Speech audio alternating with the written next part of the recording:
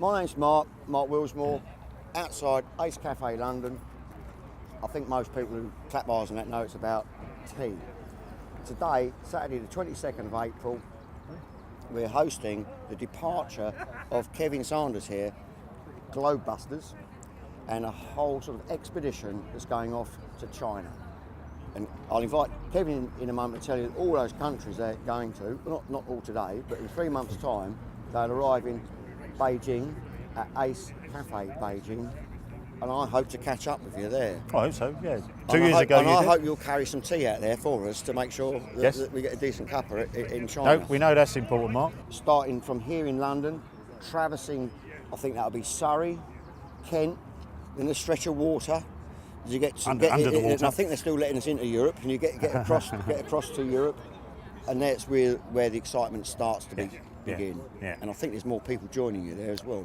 There is, yeah. As you say, Mark, I mean, we're here at the Ace Cafe today. Saturday is 22nd, lovely morning to start. No rain, which is good. Unlike 2 years ago, it was a bit wet, we're setting off. We've got a mixed group. We've got guys here from Canada, US, Qatar, New Zealand, France, and we're picking some riders up as we go through Europe.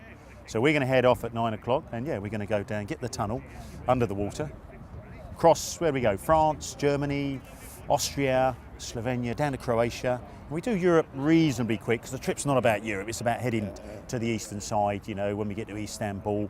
So once we get to Turkey, we're going to slow it down a little bit through Turkey, and then from Turkey we're going up into Georgia, Armenia, Azerbaijan. Then we have a little logistical thing there, because we have to cross the Caspian Sea. And it's not as easy as booking a ferry ticket, down to Dover. So you've got to turn up, hope there's a boat. Sometimes there is, sometimes there isn't. The boats are not that good. We've done it before, and it's potluck what type of boat. So the boat takes us across. It's a bit like going to the Isle of Man by the sound of it. It's probably, yeah. But, we have to take our own food and entertainment on the boat and this sort of thing. Then if we're lucky, we get a boat to drop us into Turkmenistan. And then we're going to go through all the stans, so the old Silk Road countries, Turkmenistan, Uzbekistan, Tajikistan. In Tajikistan, we ride along the Afghan border, not in Afghanistan, but along the Afghan border for a few days. Then turn a little bit north to Kyrgyzstan. So we've done a lot of stans. In Kyrgyzstan, we get met then at the border of China by our Chinese guides. And then we enter China. We're going to go to the fabled city of Kashgar, centre of the Silk Road and the meeting point. Then up to Tibet. So we cross the Tibetan Plateau, Everest Base Camp, Lhasa. Then coming off the Tibetan Plateau, we're going to go to Chengdu, visit the pandas, onto Xi'an, the Terracotta Army, and then all the way to Beijing. And what's in Beijing? Ace Cafe. So hopefully you're going to be there.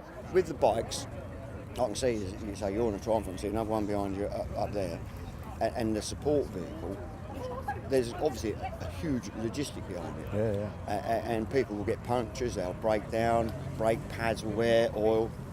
The coordination of that and bringing it all together so that there's one sort of happy group that travels all these thousands of miles for 3 months almost.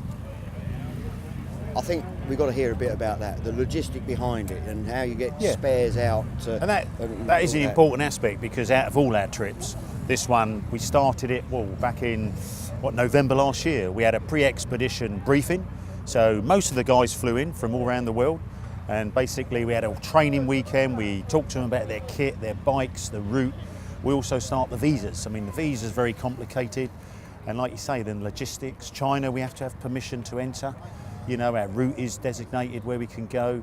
We have our support vehicle. Last week I was chasing the final tyres, oil, because we have to do the tyre changes, the oil changes. We've got everything, brake pads, levers, spare fuel, medical bags, tyres, puncture repair kits, all other little spares that we might need, diagnostics machines. So before you all set off, and part of that logistic planning, you get to know who of those coming and what they're riding, what model, make and all the rest of the bike.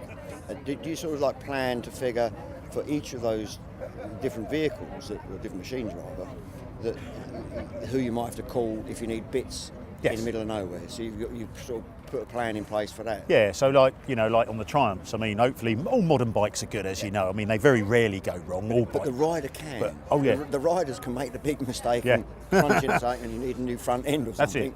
And we've done that many a times. We've had to fly in wheels and drive shafts and all kinds of other bits and bobs, you know, because people say, what's going to break? I don't know. And it's sod's law, isn't it? You could think something's going to break and you take it, but then that's not the part that bloody breaks, and you've got a van full of parts that you never use. So, you know, we set up good infrastructure with courier services to ship the parts out, you know, and so forth. Or if someone's coming out en route, you know, if we're lucky enough, if something does go wrong, we can contact someone and say, stick it in your luggage. You know, we had an interesting case the other year where someone broke their front wheel on a pothole in Turkmenistan. And it just so happened we had a very wealthy Russian gentleman who had run out of Lefroy 25 year. And he had got someone to fly in from Moscow. So we said to him, as it happens, we need a front wheel. So he flew via Heathrow, and my better half, the boss Julia, met him at Heathrow, gave him the front wheel. So he flew into Uzbekistan with a front wheel and a couple of bottles of whiskey. Not bad. See, the equivalent here, you get plenty of potholes in London. You haven't seen potholes. They're in Turkmenistan as well. But here, you'd only get a cup of tea. You wouldn't get the bottle of whiskey. No. But no. Great, Mark. We'll catch you later. We'll wave off and all the rest of it. Wish them luck. Follow us all the way to Beijing.